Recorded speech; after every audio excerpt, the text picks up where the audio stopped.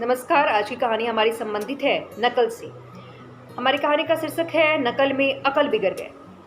नकल में अकल बिगड़ गए जो कहानी का शीर्षक है, इसको शुरू करने से पहले एक छोटा सा नज़र नकल पर। नकल और अनुसरण करना दोनों में बहुत ही फ़र्क होता है। कई बार क्या होता है, हम और आप नकल करना और अनुसरण करना दोनों को एक जैसा ही समझ लेते हैं, लेकिन थोड़ा सा अंतर होता है इसमें। अंतर ये होता है, नकल जो होता है वो हम किसी व्यक्ति विशेष की अनुमति के बिना उसके कार्य, उसके चरित्र, उसके व्यवहार जो वो उसमें उपस्थित है उसका नकल करना शुरू कर देते हैं, और वो भी उसके अनुमति के बगैर। जिससे क्या होता है, हम उसके आधे अधूरे ज्ञान को अपने अंदर नकल करते हैं, और उससे हमारे द्वारा जो किया गया नकल होता है, जो किसी कार्य के लिए होता है या किसी व्यवहार के लिए हो या चरित्र के लिए हो, उसमें भी त्रुटियाँ आ जाती हैं। संपूर्ण तरीके से वो अच्छे से नहीं हो पाता है। और अनुसरण करना ये होता है कि जब हम किसी व्यक्ति विशेष के चरित्र हो या व्यवहार हो या कार्य हो, उसका जब हम अनुसरण कर रहे होते हैं, तो उसमें हम उसके द्वारा जो भी चीज़ बताई जाती है उसको हम सीखते हैं, और सीखने के बाद उसमें अपना भी कुछ ऐड करते हैं, अपने तरीके से भी उसमें कुछ जोड़ते हैं उस सीखने के बाद, और फिर उसको एक नया रूप देते हैं। सीखने के बाद, उससे ज्ञान सीखने के बाद उसको नया रूप देते हैं, उसको कहते हैं अनुसरण करना। आपने किसी से कुछ सीखा, उसको नया रूप दिया, फिर उस कार्य में आप आगे बढ़े, उसे अनुसरण करना कहते हैं। लेकिन आप किसी व्यक्ति विशेष द्वारा किए गए कार्य को बिल्कुल वैसा ही करना शुरू कर दिए, तो आपने नकल किया। और नकल में हमेशा क्या होता है, अकल बिगड़ जाते हैं, जैसा कि आज का हमारी कहानी का ये शीर्षक है। लेकिन कहानी शुरू करने से पहले मैं थोड़ा सा और चर्चा इस पे करना चाहूँगी कि नकल के द्वारा जो होता है वो लाभ और हानि हमें क्या मिलता है।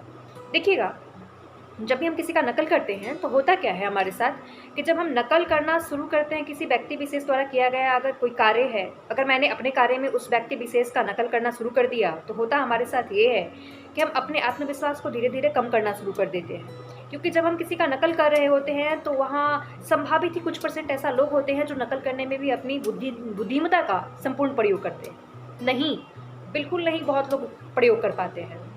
कुछ ऐसे लोग होते हैं जो बिल्कुल नकल करना शुरू कर देते हैं, जैसा उन्होंने किया है उसी को देखकर सेम करते हैं। तो इसमें क्या होता है, हमारा खुद का जो अकल है उसका प्रयोग बहुत कम होता है, जिससे हमारे आत्मविश्वास पर असर पड़ता है, और हमारा आत्मविश्वास जो है वो धीरे धीरे घटने लगता है, दिन प्रतिदिन वो घट जाता है। और दूसरा ये हानि होता है कि अगर हमने खुद से कुछ कार्य करना शुरू किया, तो कई बार क्या होता है कि लोग कहते हैं कि अगर खुद से कुछ कार्य करना शुरू किया तो वो बहुत बेहतरीन नहीं होगा, क्योंकि जब हम नए हैं और नए-नए जब किसी कार्य को करना शुरू कर रहे हैं तो बहुत कुछ हमें नहीं आता है। तो कैसे शुरू करें? और जब शुरू करें तो वो अच्छा नहीं होगा प्रदर्शन हमारा उस क्षेत्र में।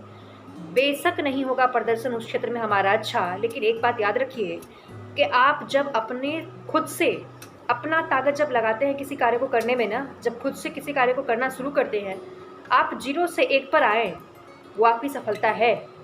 आपने वो ज़्यादा अच्छा है, आपने वो जो किया वो ज़्यादा अच्छा है।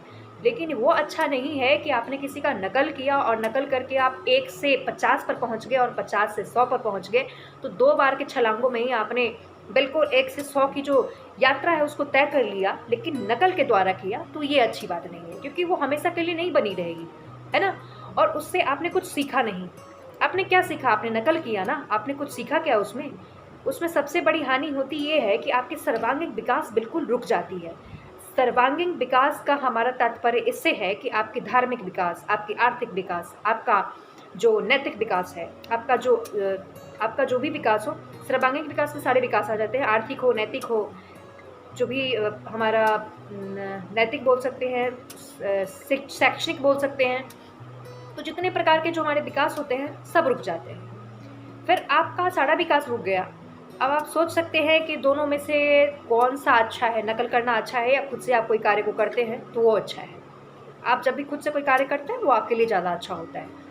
आप 0 से 1 पर आ रहे हो ना, तो आए ना, धीरे-धीरे आप अपने आप में और इम्प्रूवमेंट करोगे। क्योंकि जब आप खुद से कोई कार्य करना शुरू करोगे ना, तो आप बहुत कुछ सीखते हो उसमें। क्योंकि एक कार्य को करने के लिए आपको बहुत सारे विषय वस्तु की आवश्यकता होती है, और ज़रूरत ये होती है कि जब आप समय-समय पर जब नया कार्य करना शुरू करते हो ना, तो समय-समय पर उस संबंधित विषय का आप अध्ययन करते हो, और खुद से कुछ सृजित करना जब शुरू करते हो तो आप बहुत कुछ सीख लेते हो। तो ये अच्छी बात है कि आप नकल नहीं कर पाते हैं, तब ये अच्छी बात है। जब खुद से कुछ करते हैं तो ये आपको लाभ होती है, और हानि ये होती है कि आपका आत्मविश्वास धीरे-धीरे घट गया। आपने खुद का आत्मविश्वास जो था वो घटा लिया, और आपका जो खुद का ताकत था आप उसको कभी पहचान नहीं पाएँगे। ये दूसरी हानि। आप में क्या कैपेबिलिटी है। आपने जब खुद से कुछ किया नहीं तो आपकी जो कैपेबिलिटी थी उसका प्रयोग हुआ कहाँ? वो तो हुआ नहीं, वो तो बिना प्रयोग का रखा हुआ है स्टोर करके, तो उसको आप क्या करोगे पता नहीं। आप खुद से सोचो कि आपके अंदर जो ताकत है उसको आपने यूज नहीं किया, आपने उसको बढ़ाने का कोशिश नहीं किया, तो उसका फिर आप क्या करोगे? उसको तो बंद करके रखे हो ना। तो वो जो ऐसे संरक्षित करके रखा हुआ है वो संरक्षित वास्तविक में किया हुआ नहीं है, वो बेकार हो जाता है। तो ये था आज का हमारा छोटा सा एक ओवरव्यू था नकल पर, क्योंकि आज का हमारा जो कहानी है जैसा कि मैंने आपको पहले बताया कि नकल से संबंधित है, तो मुझे लगा कि थोड़ा सा ओवरव्यू उस पर करना सही होगा।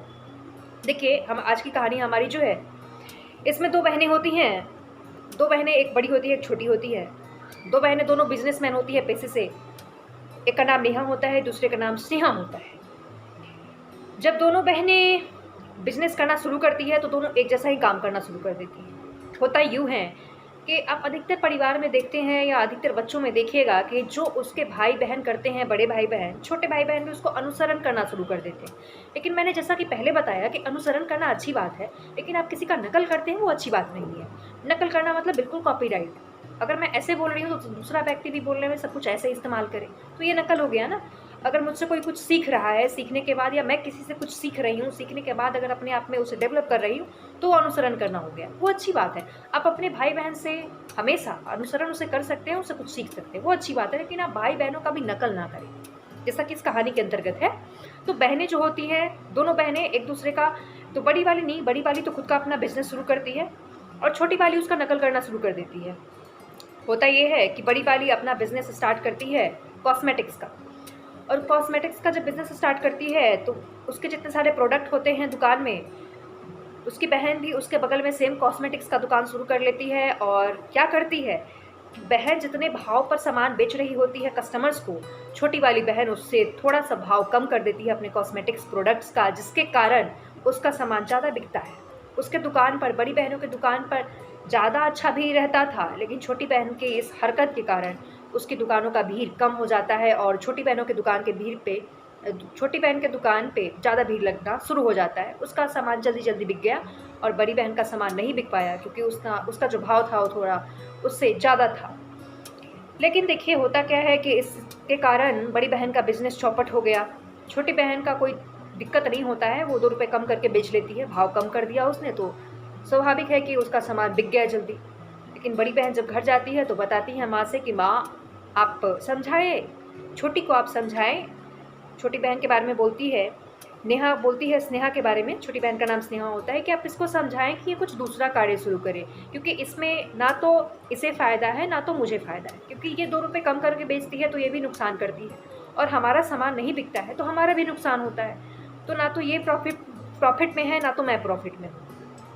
माँ इस बात को समझाती है, स्नेहा को समझाती है माँ कि स्नेहा ये अच्छी बात नहीं है, नेहा जो कह रही है आपकी दीदी वो सही कह रही है, आप अगर कुछ करना चाहते हैं तो आप कुछ अलग करें इससे, जो दीदी कर रही है बिल्कुल आप वो ना करें। अगर आपको कुछ ज़रूरत है तो फिर आप दीदी से सलाह ले लें, अगर कोई कार्य करना शुरू कर रहे हैं नया तो फिर दीदी उसमें आपको सहायता देगी। लेकिन स्नेहा इस बात को नहीं मानती है और स्नेहा अभी भी बहन का नकल कर ही रही थी। तो बहन क्या करती है, बहन सोचती है कि चलो कोई बात नहीं। बहन माँ को चुपके से बताती है कि माँ मैं आज दूसरा कुछ काम स्टार्ट करने जा रही हूँ, आप स्नेहा को नहीं बताना। माँ कहती है ठीक है बेटा, मैं तुम्हारी परिस्थिति से अवगत हूँ, मैं तुम्हें समझती हूँ, मैं नहीं बताऊँगी उसे।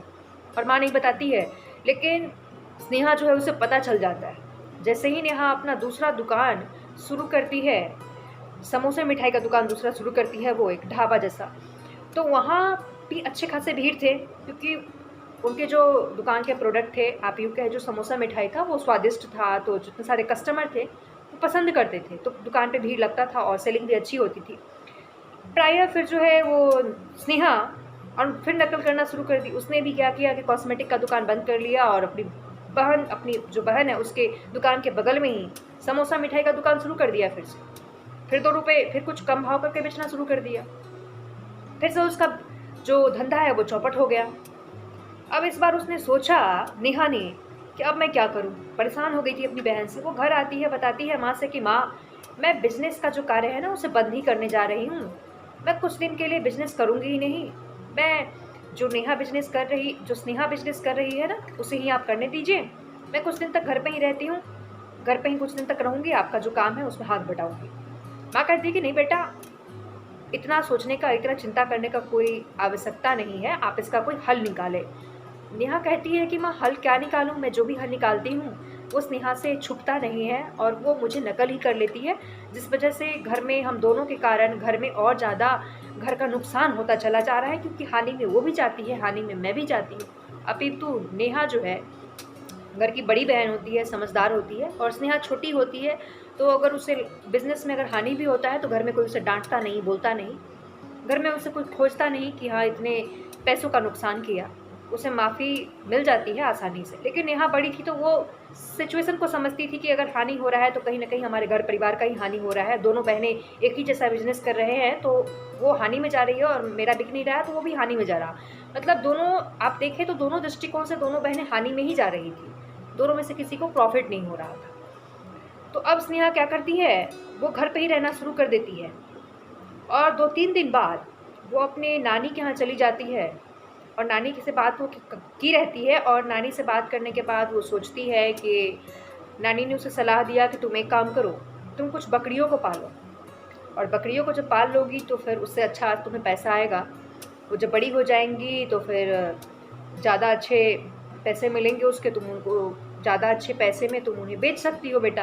तो नानी का बात मानती है नेहा, और फिर स्नेहा घर पे रहती है। स्नेहा अपना बिजनेस मिठाई और समोसे का चला रही होती है, लेकिन स्नेहा को इस बात का भनक नहीं लगता है तब तक, कुछ दिनों तक। लेकिन फिर वो सोचती है कि दीदी इतने लंबे समय तक नानी के यहाँ क्यों रुकी हुई है, ज़रूर कोई बात है। क्या नानी के यहाँ ही तो उसने बिजनेस नहीं शुरू कर लिया? फिर वो एक बार बहाना बनाती है, माँ से बोलती है माँ मुझे आज एक प्रशिक्षण लेने ना बहुत दूर जाना है, तो मुझे आज थोड़ा घर आने में लेट होगा, आप देर तक मेरा इंतज़ार नहीं कीजिए, आप सो जाइएगा। और वो उस दिन नहीं आती है और वो चुपके से नानी के यहाँ चली जाती है और नानी को कहती है कि आज तो मैं सरप्राइज़ देने आपको आई थी। नानी जैसे ही उसको देखती है आश्चर्यचकित हो जाती है, क्योंकि नानी को नहीं पता होता है कि वो आने वाली है घर पे। फिर वो इस बात को पता लगाने गई थी कि उसकी बहन क्या कर रही है वहाँ, लेकिन नानी को ये बात पता होता है पहले से, नानी नहीं बताती है। नानी बताती नहीं है कि आखिरकार नेहा जो है वो कर क्या रही है, इस बात को स्नेहा से नहीं बता पाती है। लेकिन स्नेहा अपने तरीके से हर जगह देखती है, खोजती है, फिर नानी से पूछती है कि नानी नेहा दीदी का बिज़नेस अब क्या कर रही है नेहा दीदी, यहाँ कोई बिज़नेस कर रही है क्या शुरू? छत पे क्या, छत पे कुछ आवाज़ आ रहा है, छत पे आपने कुछ रखा है क्या? तो छत पे एक्चुअली क्या था कि नेहा ने छत पे बकरी को पालना शुरू कर दिया था। तो बकरी को जैसे ही वो छत पर पाल रही थी, तो बकरी को पालती थी तो छत को उसने घेरवा दिया था, घेरे लगवा दिए थे। तो घेरे लगवाने के कारण दिखते तो नहीं थे बकरियाँ, दिखती तो नहीं थी, लेकिन बकरियाँ थी छत पे, तो वो छत पे किसी को जाने नहीं देती थी। छत को घेरे से बंधवा दिया गया था। तो वो कोशिश करती है छत पे जाने का, तो नानी माँ उसे मना करती है, किसे? स्नेहा को। स्नेहा को लगता है कि छत पे कुछ ऐसा है, तो स्नेहा जैसे ही छत पे जाने का कोशिश करती है, नानी माँ उसे मना कर देती है। नानी माँ कहती है कि बेटा छत पे क्यों जा रही हो, छत पे नहीं जा सकती, छत पे घेरे लगे हैं।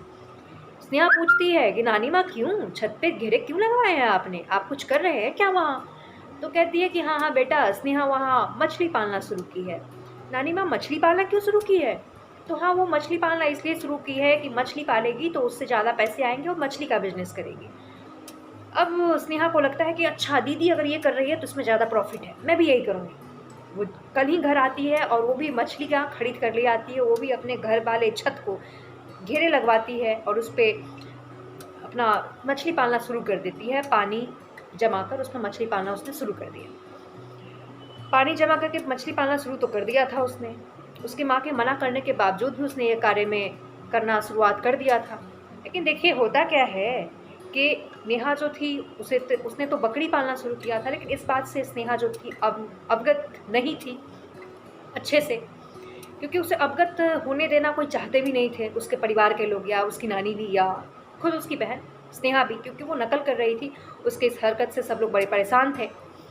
तो अंत में क्या होता है कि स्नेहा जो है वो, अब उसकी बकरी इतनी बड़ी हो गई थी कि वो बकरी को बेचने जाती है, बड़े अच्छे दाम उसको मिलते हैं। करीब उसकी बकरी जो है 60-70 हज़ार में बिक जाती है। सब एक झुंड होता है बकरी का जो बिक जाता है 60-70 हज़ार में, और एक अच्छी खासी पैसे की आमदनी होती है। उसमें से कुछ वो अपनी नानी को दे देती है और बाद बाकी पैसे को लेकर घर खुशी खुशी लौटती है। उसे लगता है कि चलो जितना लॉस हुआ उसकी भी भरपाई हुई और बिज़नेस में हमारा मुनाफा भी हुआ। ये अच्छा बिजनेस था।